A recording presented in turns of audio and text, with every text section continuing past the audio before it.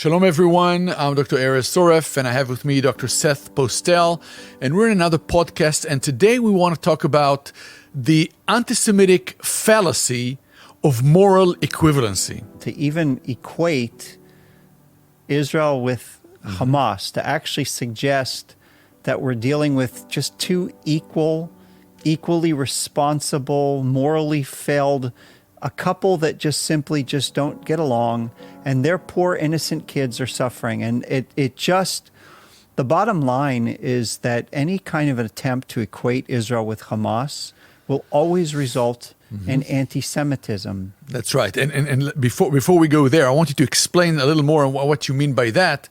But I think this is very typical. I think it's very common in the evangelical world and in the West in general, but in the evangelical world as well, to say, okay, we're going to have a balanced view. I mean, no one is completely 100% right and 100% wrong, but that's not what we're saying at all. And this is what we mean by moral equivalency. And can we draw that moral equivalency? I mean, in Israel and Hamas really comparable? No, absolutely not comparable. Because if you think about that, again, let's start with the fact that Israel's not at war with the Palestinians. Thank you so much. So Israel and the Palestinian people are not at war. No, and Israel and Israelis have for years been trying to have some kind of peace deal with the Palestinians. They long to have peace with the Palestinians. The assumption that Israel is at war with the Palestinians is an absolute lie. Israel is at war with Hamas, and they have to be. Why? Because Hamas basically is committed to murdering, to destroying, to annihilate absolutely the Jewish people and the Jewish state. You cannot have a peace process with somebody that wants to murder you. You can have a peace process with somebody who's willing to come to the negotiating table and recognize, okay, you have a right to exist. Absolutely. And so Israel's war is not with the Palestinians. Israel's war... And I think that's a very, very, very, very important distinction. So let's add to this. If we want to talk about, this it's almost a blasphemous... It's so blasphemous and anti-Semitic to even suggest that Israel and Hamas are morally equivalent. Just this past week, last Saturday, Hamas basically crossed the border with thousands of terrorists. My cousin's kibbutz was overrun, okay? The terrorists came, they did not care who they found, foreign workers included. Foreign workers, they didn't care. Oh, yeah. They came to one kibbutz, they came to the housing of Thai agriculture workers. They found 25 of them. They just killed 9 on the spot, and then they took 16 to the Gaza Strip. People from Thailand. Had nothing to do with nothing. Nothing to do with it. But what about babies? We saw pictures of babies lying in their cribs with bullet holes in their bodies. Whole families, little children taken captive. A Holocaust survivor who's senile that is in a video with a Hamas soldier putting his Kalashnikov on her lap and making the V victory sign, mocking her. Women being dragged into Gaza, okay, screaming from a dance party, screaming, brought unclothed, raped, and executed. And the crazy thing about this is that Islam, right? The Islamic extremism, they cover their women from head to toe. Yeah. From head to toe, as if they're such a holy people, but they have no issue with stripping and degrading Israeli women, raping them, murdering them. I mean, and so... But let's take it beyond the personal. I agree with everything you say, and I think it touches a deep emotional chord in each one of us. But if we're taking it to maybe a little more, if I can put in those words, a philosophical/theological level, why we were both why did it touch such a string in our hearts to try and equate Israel and Hamas to a husband-wife quarreling and refusing to make peace? Yeah, because I think the better analogy would be a wife who's being hunted by her ex-husband, right? He's got a knife, he's got an axe, he's got a machine gun, and he's out looking for his ex-wife. And he's going to find her, and he's going to kill her, and he's going to kill the children. Okay? There's no reconciliation here. And any pastor that is in that situation, if the pastor is armed, the pastor is going to get in between that wife and those children, and he's going without any pings of conscience, he's going to take out the threat. Okay? That is the better analogy. Sure. There's no analogy. To think about moral equivalency, that the letter, again, was to suggest that Israel and Hamas act the same. Okay? But here's the real big difference. Israel's not at war and does not want to annihilate the Palestinians. Right. Israel's at war with the Hamas. If we were going to try to come up with some sense of moral equivalency, we would say that the only way that Israel could be morally equal with Hamas, equivalent with Hamas, would be to drop a nuclear bomb, I'm sorry to say, on Gaza, just to get rid of them. To start bombing Gaza and not notify the residents that they have 24 hours to get out so that they can clear those areas and those tunnels. Moral equivalency would be for the Israeli soldiers to slip in the middle of the night, to kidnap little children, to behead babies, to take Palestinian women into Tel Aviv, to rape them publicly, and then to murder them.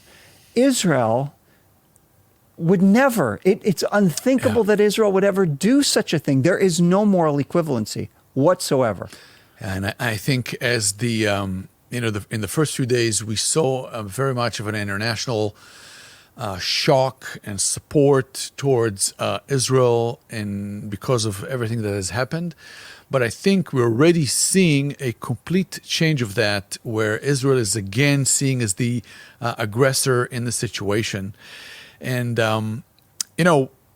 we had just a couple of days ago, we had a prayer meeting with both Jewish and Arab pastors together. That was very special. Maybe you can tell us a little bit about that. Listen, the Arab pastors in this country are in tears. Yeah. They're crying, they're weeping for the Jewish people. They came and they donated all sorts of humanitarian aid, quickly gathered, came, distributed, want to help.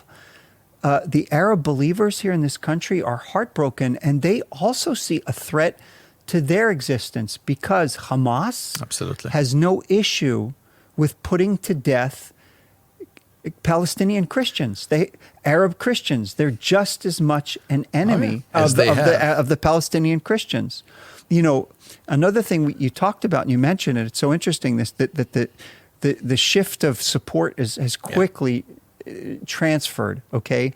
And so you have all these groups on these college and university campuses and all these protests that there's this pro-Palestinianism that basically fully endorses and believes in what Hamas is doing. But to be honest, that's not pro-Palestinianism. No.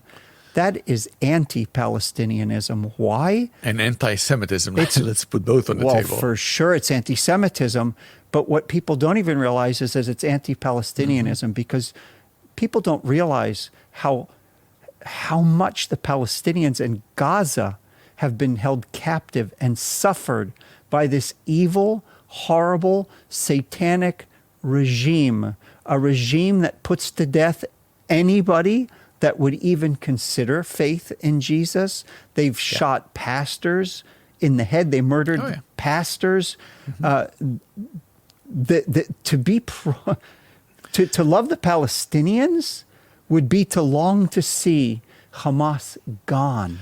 And there's no question. I mean, they make it abundantly clear, and I think it's really important for people in the West to realize that Hamas makes it abundantly clear in its Arabic propaganda that the Jews first and then the Christians. And in their view, anyone who's not a Muslim and lives, in the West is a Christian. And it's so important to understand that this notion of moral equivalency will always result in hatred for being so cruel to the Palestinians. And nothing could be farther from the truth. Israel does not want innocents to die. Hamas wants all Jews to die. Israel doesn't want the innocents to die. They want to protect them. Mm-hmm. But they're in the middle of a war against an organization who will even use the Palestinians as human shields. Oh, no question. No question about it. So what does it mean that Hamas uses the Palestinian people as human shields? What exactly is happening? So Israel, obviously they don't want to indiscriminately bomb innocent civilians. And so what they do is they message every single person in the area they're about to bomb. And when I say about to bomb, they give them enough time to get out. And the reason that they bomb these places is because that underneath there's a whole network of there's terror. A whole city, underneath the ground. Terror that's designed to destroy Israel.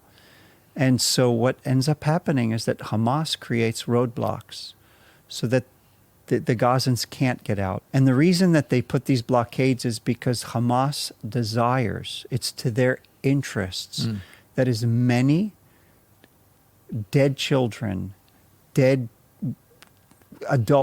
people make it to the screens as possible, because they want to use the deaths of the Gazans for their own propaganda to create more hatred for the people of Israel. And you think about in Israel, our army is there to protect the innocents. Yeah.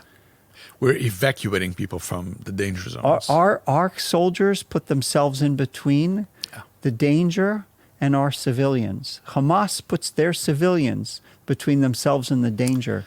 So it's important that we address this, because we really want Christians to understand the truth of what's happening here. That the notion of, both sidism, the notion of moral equivalency, it's anti-Semitic. Let's just lay it on the table. Anybody that makes that claim, he may not be anti-Semitic, but he's espousing anti-Semitic views. That's right.